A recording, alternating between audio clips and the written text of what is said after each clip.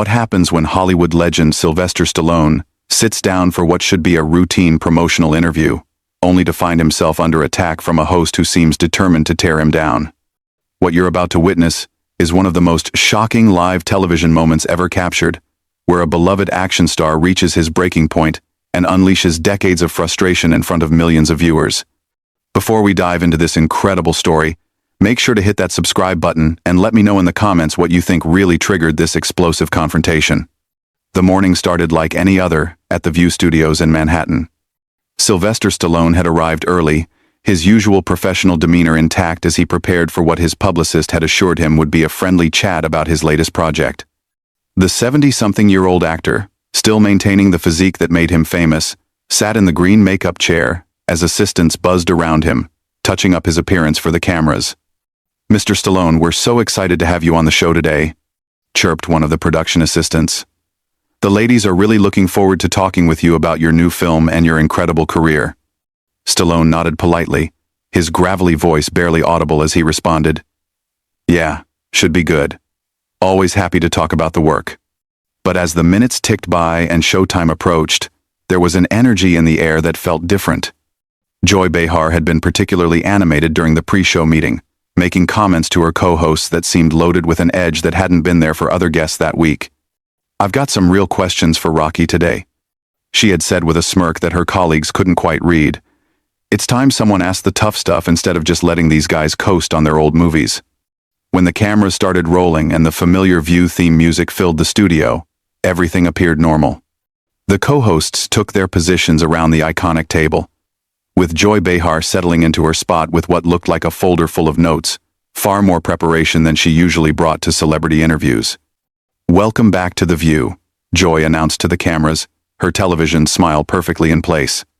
"We're here with the one and only Sylvester Stallone, star of Rocky, Rambo, and countless other action films that have entertained audiences for decades.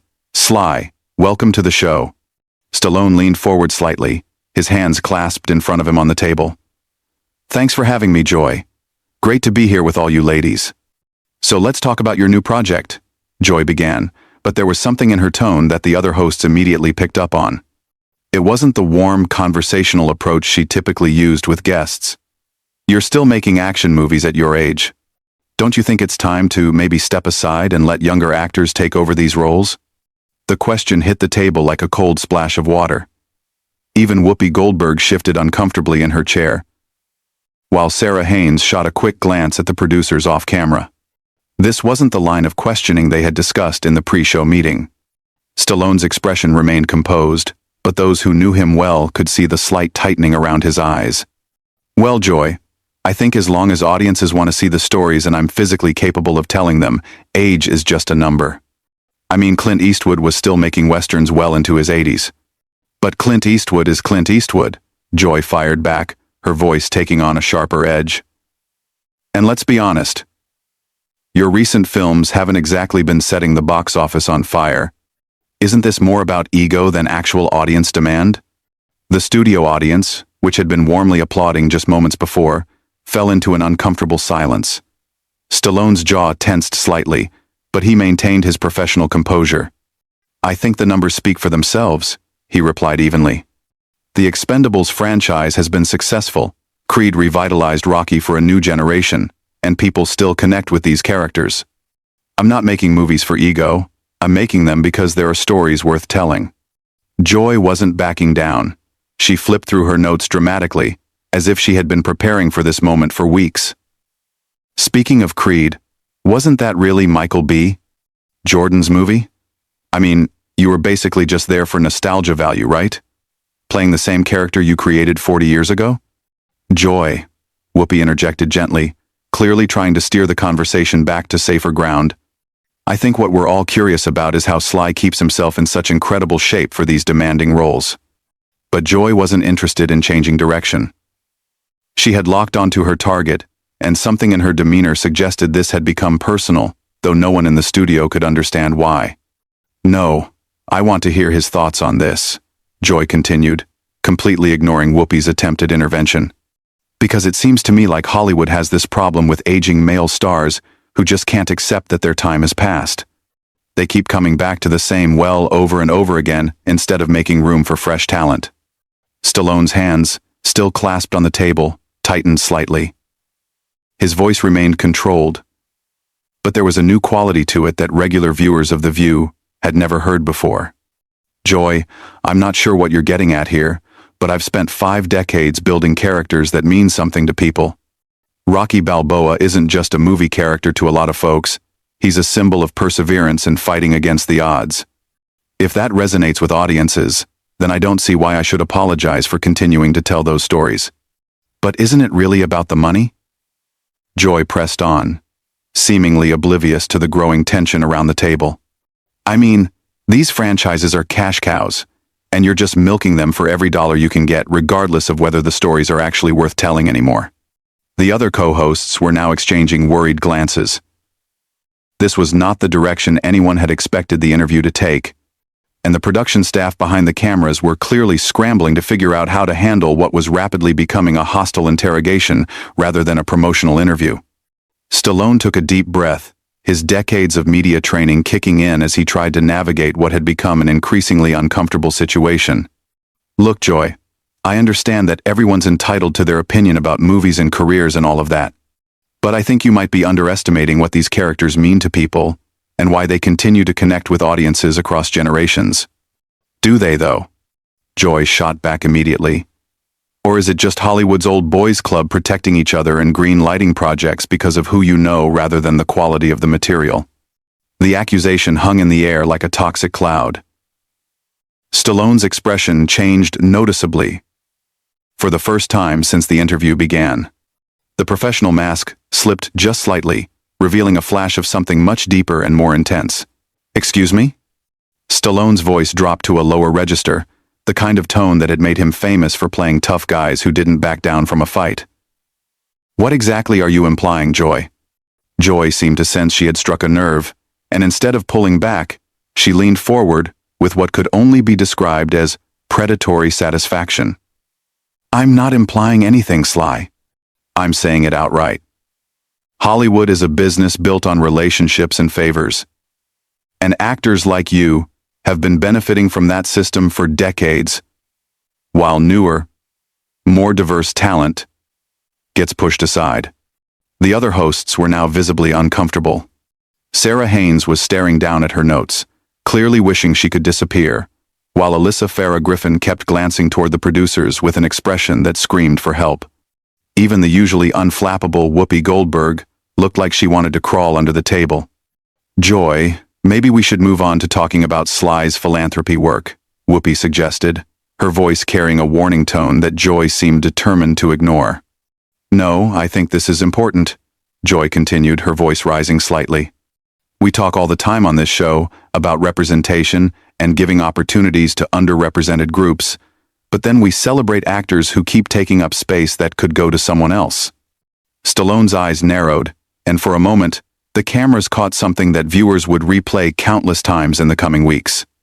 It was the look of a man who had spent his entire career being underestimated, who had clawed his way up from nothing, and who was not about to sit quietly while someone questioned his right to exist in his own industry.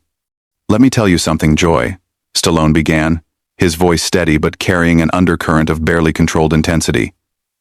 I didn't get handed anything in this business. I wrote Rocky because nobody would give me a shot.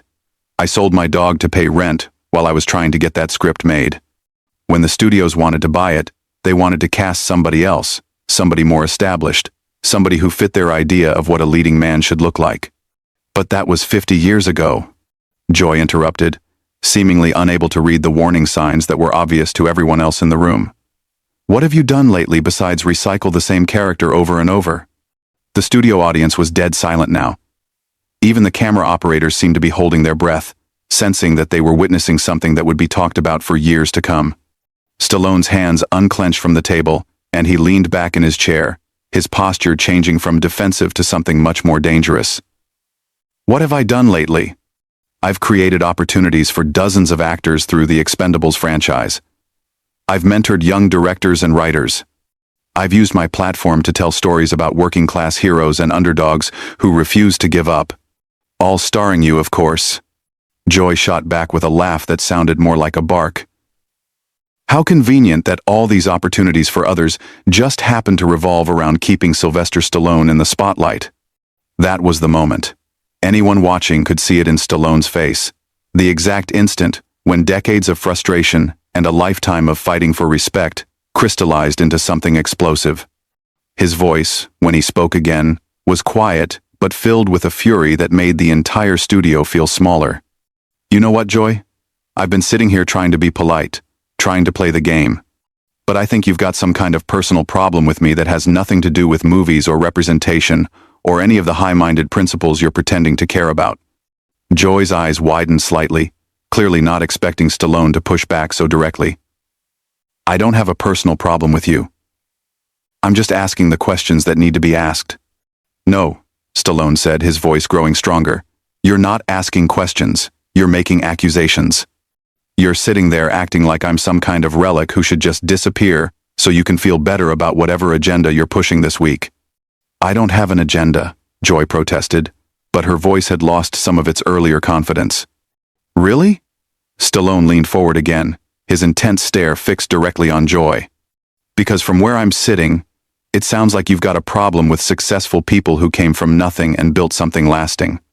It sounds like you think anybody who's been around for more than 5 minutes should just step aside and make room for whoever you think deserves it more.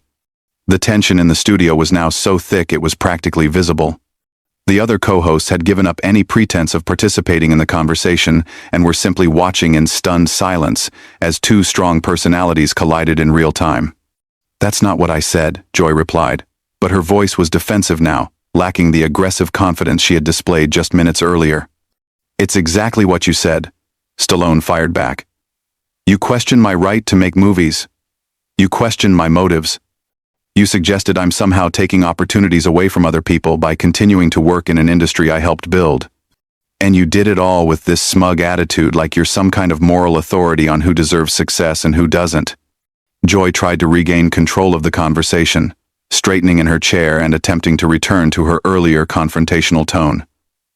Look, Sly. I think you're being a little oversensitive here. I'm just pointing out that Hollywood has a diversity problem, and maybe actors of your generation need to step back and make room for fresh voices. But Stallone was no longer interested in playing defense. Something had shifted in his demeanor, and the cameras were capturing every second of what was clearly becoming a defining moment in television history. Oversensitive? He repeated, his voice rising for the first time. Let me tell you about oversensitive, Joy.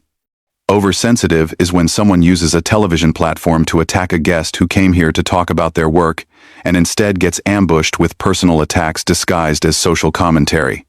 They're not personal attacks, Joy insisted, but she was clearly rattled now. Then what would you call it? Stallone demanded.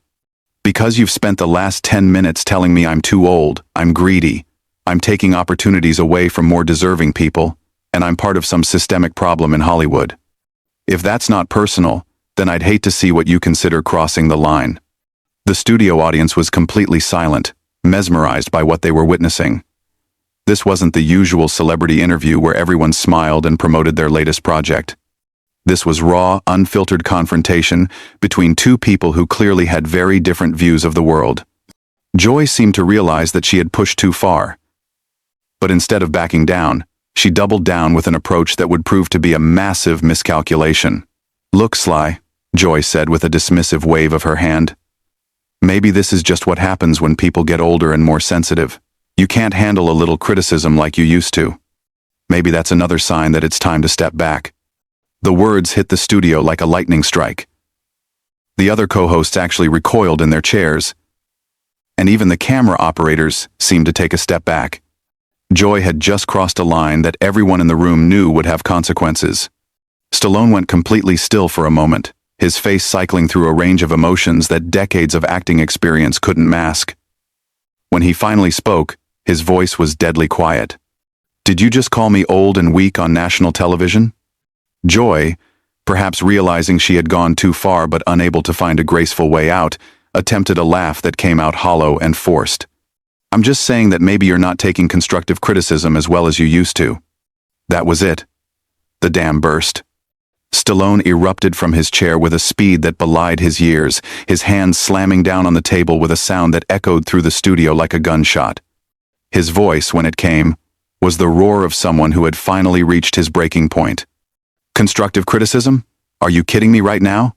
You think what you've been doing for the last 15 minutes is constructive criticism? The studio audience gasped audibly. Several people in the front row actually jumped in their seats. The cameras kept rolling, capturing every second of what would become one of the most watched clips in television history. Joy, you want to talk about age and sensitivity? Let me tell you something about age. I'm 77 years old, and I've been in this business since before you knew what a television camera was. I've taken more real criticism, more real rejection, more real hits than you could imagine in your worst nightmares. Joy tried to interrupt, but Stallone wasn't having it. No. You had your 15 minutes to tear me down. Now you're going to sit there and listen while I tell you exactly what I think about your so-called journalism. The other hosts were frozen in place, uncertain whether to try to intervene or simply let this play out. Whoopi had her hand halfway to her earpiece, clearly getting frantic instructions from the control room. But even she seemed paralyzed by the intensity of the moment. You want to know about taking opportunities away from people? Stallone continued, his voice building to a crescendo. What about the opportunity you just took away from your viewers to actually learn something interesting about filmmaking, about storytelling, about what it takes to create characters that last for generations? Instead, you turned this into some kind of personal attack disguised as social justice.